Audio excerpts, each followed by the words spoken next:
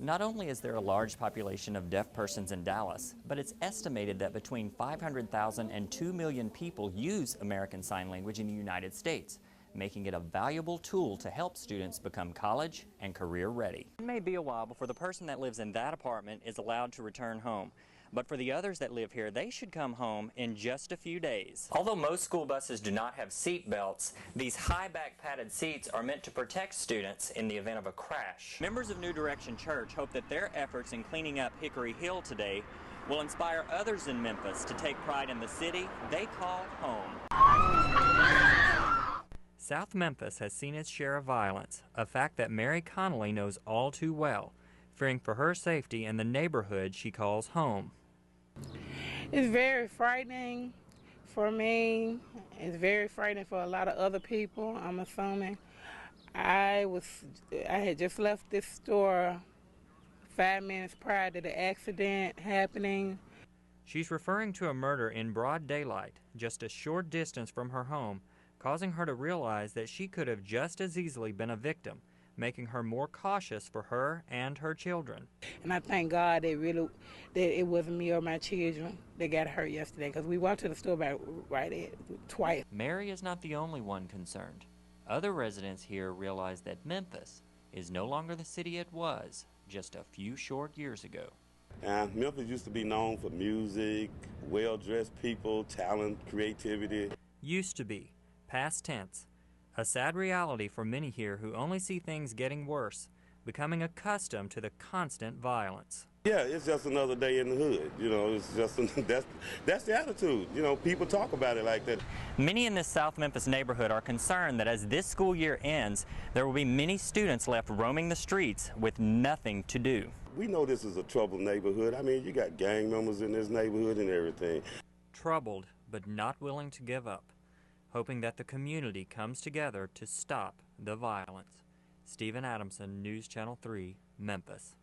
Members of New Direction Church are on a mission to take down the crime that they say is taking over their community.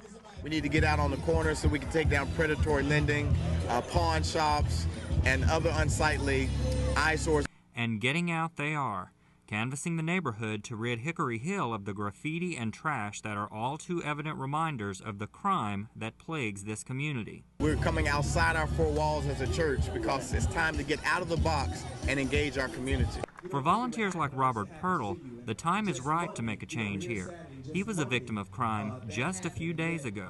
Last Monday night, right here at Winchester and Riverdale, I was getting my car serviced, and two gentlemen came around the corner, and they attempted to try to rob me while I was getting my car serviced. And a third gentleman came around the corner with a gun in his hand. Members of New Direction Church hope that their efforts in cleaning up Hickory Hill today will inspire others in Memphis to take pride in the city they call home.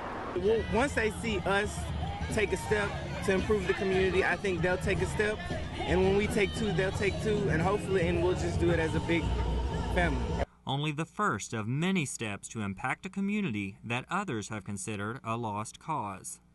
We'll be back again, over and over, as long as it takes. We're here to stay. We ain't going nowhere. Going nowhere but forward.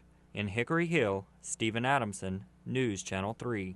The burned-out shell of an abandoned apartment building in South Memphis is one of many signs that this vacant property is now a playground for criminals. You know, anything could happen to a kid in one of these buildings, you know, just criminals hiding in there, or a kid mess around and stumble up on where they're cooking drugs. A few months ago, the problem here was an abandoned apartment complex, a playground for criminals.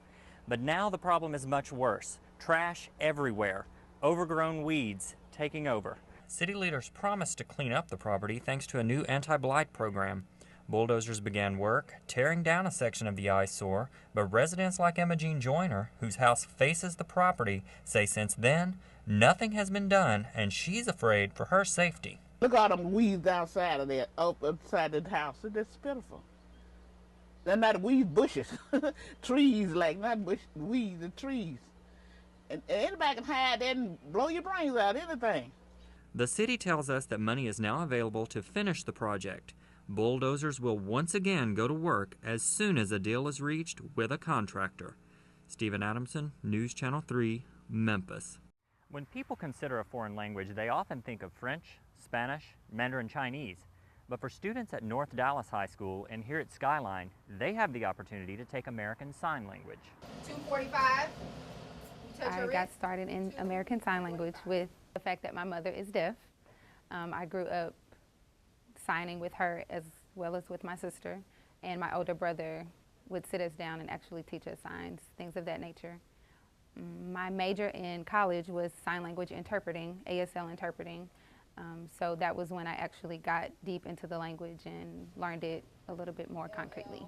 In our country, it's thriving. The ASL community, deaf community, it's really big with technology, the advances that are made, FaceTime, Skype, things of that nature. Not only is there a large population of deaf persons in Dallas, but it's estimated that between 500,000 and 2 million people use American Sign Language in the United States, making it a valuable tool to help students become college and career ready. I would like people to know that American Sign Language is very useful. It's very relevant to the students of Dallas. The job opportunities that are available here in Dallas alone, interpreting services, deaf education, things of that nature. It's fun and the students really, really like it. American Sign Language is a popular course with students at Skyline and continues to grow at North Dallas as well. For The Hub, I'm Ricky Adamson, Dallas ISD News.